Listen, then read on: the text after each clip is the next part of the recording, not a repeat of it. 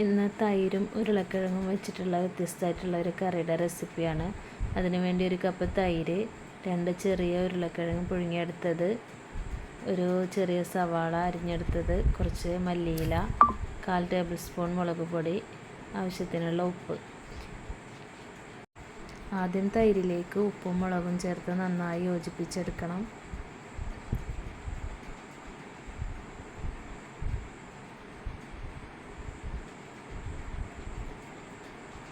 ഇതുപോലെ. ഇനി ഉരുളക്കിഴങ്ങ് പുഴുങ്ങിയത് നന്നായി ഉടച്ചെടുത്ത് ഇതിലേക്ക് ചേർത്ത് കൊടുക്കാം.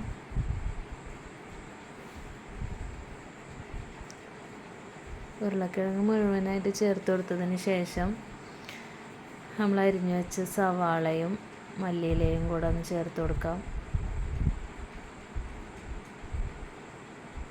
ഇനി ഇത് നന്നായിട്ടൊന്ന് മിക്സാക്കി എടുക്കണം.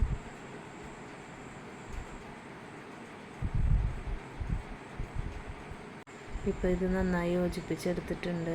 ഇനി ഒരു പാന് ചൂടാക്കി അതിലേക്ക് 2 ടേബിൾ സ്പൂൺ വെളിച്ചെണ്ണ ഒഴിക്കുക.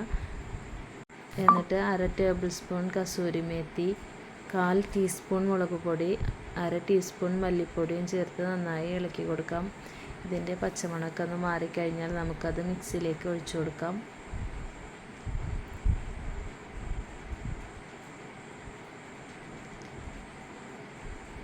ഒഴിച്ചു കൊടുത്തതിന് ശേഷം ഇത് നന്നായി ഇളക്കി യോജിപ്പിച്ചെടുക്കണം.